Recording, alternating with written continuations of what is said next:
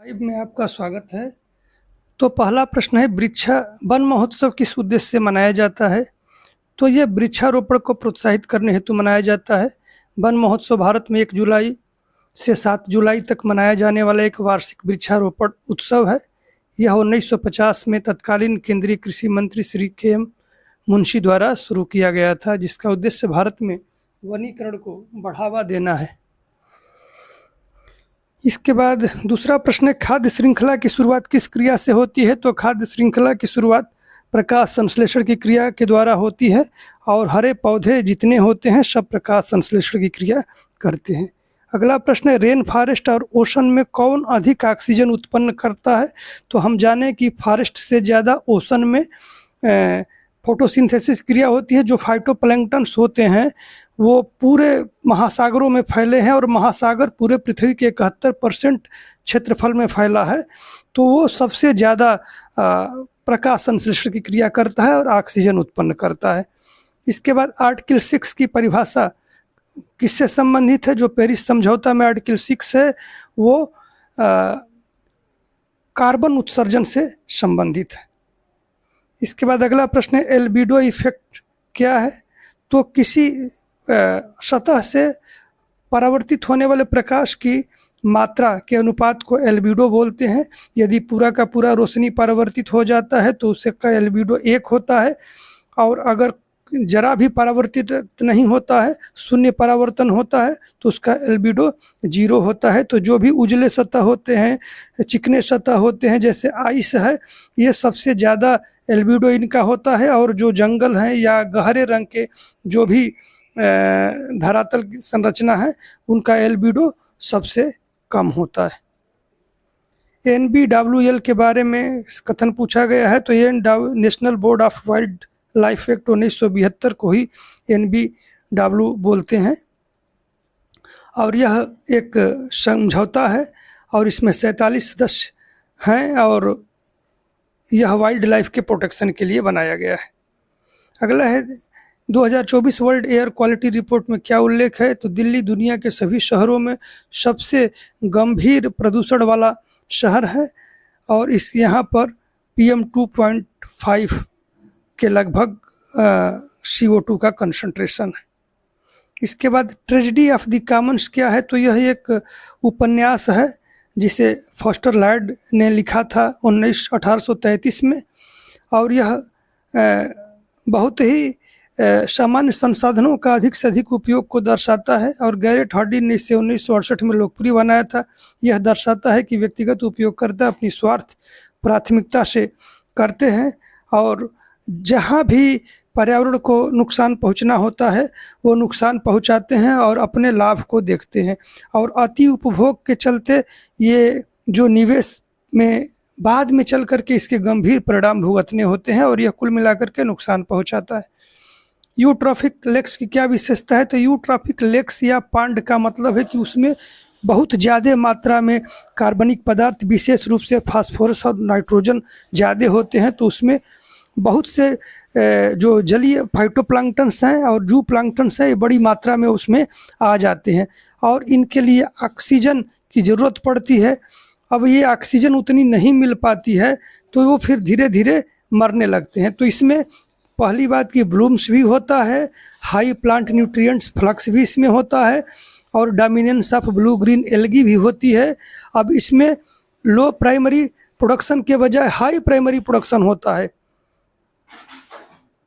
अगला प्रश्न है, भारत की पहली कार्बन न्यूट्रल पंचायत कौन है? तो ये जम्मू कश्मीर की पल्ली को बनाया गया है। इसका मतलब है कि वो अपने जो गैसेज हैं, ग्रीन हाउस गैसेज हैं या प्रदूषक हैं, वो एकदम कम से कम मात्रा में उत्सर्जित करता है और अपने ऊर्जा आवश्यकताओं को ग्रीन एनर्जी से पूरा करता है, जिसमें सोलर लाइट्स हैं, विंड है और हाइड्रो पावर की एनर्जी है, और ये जो भी बायोफ्यूल्स हैं इनका इस्तेमाल करके वो पूरा करता है।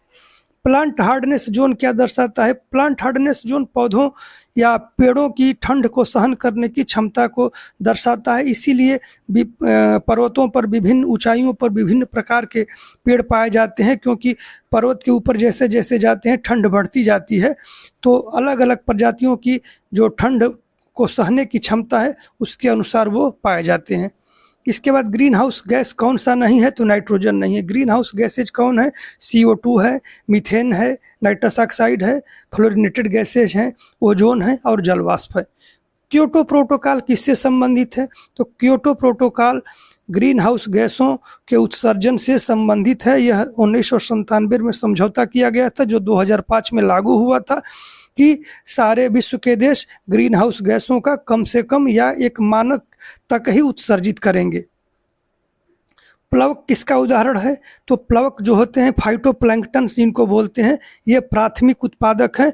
ये समुद्रों में पाए जाते हैं, महासागरों में पाए जाते हैं और ये बहुत बड़े लेवल पे फोटोसिंथेसिस करते हैं और 50 से 100% के बीच में ये इनका रेशियो 50 से 85 भी माना जाता है, उतने रेशियो तक ये फोटोसिंथेसिस करते हैं, ऑक्सीजन उत्पन्न करते हैं। ये IPCC का मुख्य कार्य क्या है, तो ये inter governmental panel on climate change, ये एक अंतर्राष्ट्रीय अंतर सरकारी जलवायु परिवर्तन से संबंधित पैनल है और इसका गठन 1988 में किया गया था। यह पर्यावरण पर कार्यक्रम चलाता है, जागरूकता फैलाता है और सरकारों को जलवायु की पॉलिसीज डेवलप करने में हेल्प करता है। साइट्स क्या है, तो साइट्स विलुप्त प्रजातियों के व्यापार को नियंत्रित करता है। व्यापार के लिए चीतों की खाल या सरीसृपों के स्किन्स वगैरह, हाथी दांत, ऐसे चीज़ें जो बेची जाती हैं और इससे बड़े व्यापक मात्रा में जीव जंतु नष्ट हो जाते हैं, तो उन्हीं को नियंत्रित करने के लिए एक अंतर्राष्ट्रीय समझौता है जो जंगली जानवरों, पौधों के अंतर्राष्ट्रीय तस्करी को रोकता है और सरकारों के बीच में एक संबंध कायम करता है जिससे कि इसे विनियमित किया जा सके और इसे रोका जा सके। क्लोरोफ्लोरोकार्बन का मुख्य स्रोत क्या है, तो क्लोरोफ्लोरोकार्बन जो प्रशीतक उद्योग है, रेफ्रिजरेटर है, एरोसॉल है, एयर कंडीशनर है, इनसे ये निकलते हैं। तो मुख्य स्रोत यही है। ये क्लोरीन, फ्लोरीन, हाइड्रोजन के यौगिक होते हैं और ये रेफ्रिजरेटर में इस्तेमाल किए जाते हैं, एयर कंडीशनर में और फ्रिज में इस्तेमाल किए जाते हैं। इसके बाद राष्ट्रीय हरित अधिकरण की स्थापना कब हुई थी, तो 2010 में हुई थी इसकी स्थापना। ये देश में पर्यावरणीय मामलों के निर्णय के लिए विशेषज्ञता से सुसज्जित होता है। इसमें कोई विशिष्ट जज या उस तरह का जानकार व्यक्ति को रखा जाता है। रामसर स्थल किससे संबंधित है, तो ये वेटलैंड कंजर्वेशन के लिए है, आर्द्र भूमि का संरक्षण करता है।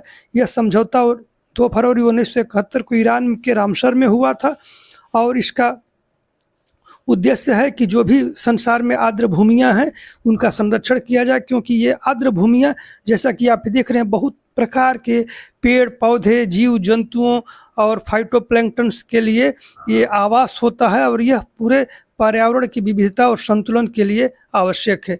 इसके बाद इको मार्क किसका प्रतीक है, तो इको मार्क भारत सरकार का एक मानक ब्यूरो है BIS, उसके द्वारा जारी एक प्रमाणन चिन्ह है जो ऐसे प्रोडक्ट को दिया जाता है जो पर्यावरण के अनुकूल होते हैं और जो अपने पूरे लाइफ में किसी प्रकार का पर्यावरणीय नुकसान को कम से कम करते हैं, तो उनको हम इको मार्क देते हैं।